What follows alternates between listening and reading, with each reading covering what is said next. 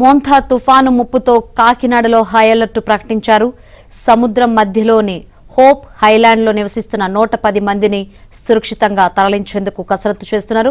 Hope Highland లో ఉన్న ప్రజలు సురక్షిత ప్రాంతాలకు రావాలని హెచ్చరించారు. అయితే తమకు తుఫాన్లు అలవాటేనని సాయంత్రం వరకు చూసి సొంత బోట్లపై వస్తామంటూ స్థానికులు చెబుతున్నారు. అధికారులు వారికి నచ్చజెప్పి తీసుకొచ్చేందుకు ప్రయత్నిస్తున్నారు. ఇటు కాకినాడ ఉప్పాడ బీచ్ రోడ్డు మూసివేయనున్నారు. కాకినాడ పోర్టులో రేపటి నుంచి కార్గో ఎగుమతి దిగుమతులు నిలిపివేయనున్నారు.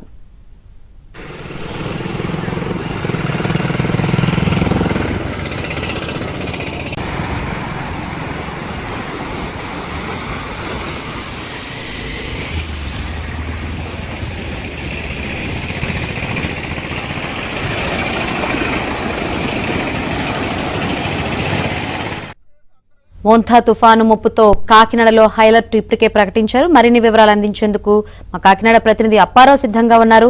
అప్పారావు, అధికారులు ఏ విధంగా అలర్ట్ అయ్యారు? శంకరి, మోంథా తుఫాను కాకినాడ వైపు ముంచుకొస్తుంది. మంగళవారం రాత్రికి కాకినాడలోని తుని కాకినాడ మధ్య తీరం దాటే అవకాశం ఉందని ఇప్పటికే వాతావరణ శాఖ హెచ్చరికలు జారీ చేసిన నేపథ్యంలో రాష్ట్ర ప్రభుత్వం అప్రమత్తమైంది.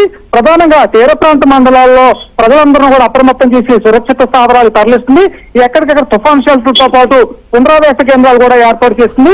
అదేవిధంగా తీరం దాటిన సమయంలో భారీగా విద్యుత్ సరఫరాకి అంతరాయం కలగడంతో పాటు పోల్స్ పడిపోయే ప్రమాదం ఉన్నందున విద్యుత్ శాఖను కూడా పూర్తి స్థాయిలో అప్రమత్తం చేసింది. అదేవిధంగా వైద్య ఆరోగ్య శాఖ తరఫున ప్రభావిత మండలాల్లో తక్షణ వైద్య సాయం కోసం ఏర్పాట్లు ముమ్మరం చేసింది. మరోపక్క నిన్న సీఎం చంద్రబాబు నాయుడు జిల్లా కలెక్టర్ తో కూడా మాట్లాడి అవసరమైతే తీరం దాటిన ప్రాంతాల్లో విల్సన్ హాస్పిటల్ కూడా ఏర్పాట్లు చేయాలని సూచనలు చేసిన నేపథ్యంలో తుఫాను సంబంధించి తీవ్ర స్థాయిలో ఎవరికైనా ఏ ఆరోగ్య సమస్య తలెత్తినా తక్షణ వైద్య సదుపాయాలు ఇచ్చడానికి కూడా అధికారులు ఏర్పాటు చేస్తున్నారు. మరోపక్క కాకినాడ పోర్టులో కూడా తుఫాను తీవ్రత ఎక్కువగా ఉన్న అవకాశం నేపథ్యంలో రేపటి నుంచి కూడా కార్గో ఎగుమతులన్నీ కూడా నిలిపివేయనున్నారు. అదేవిధంగా 25 షిప్పులు ప్రస్తుతం ఉన్నాయి. వీటిని కూడా సముద్రంలో కూడా పంపించడానికి ఏర్పాట్లు చేస్తున్నారు.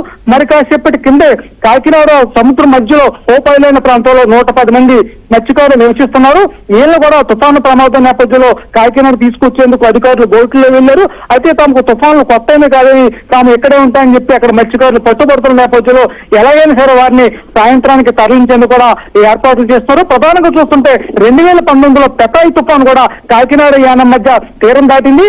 ఆ సమయంలో తాళరేమణలో అత్యధికంగా 19 సెంటీమీటర్ల వర్షపాతం కురిసిన నేపథ్యంలో ప్రస్తుతం ఈ ప్రభావిత మండలాలు కూడా 20 నుంచి 25 సెంటీమీటర్ల వర్షపాతం కురిసే అవకాశం నేపథ్యంలో అధికారులు అప్రమత్తం అయ్యారు. Shankari, right, thank you Apparao.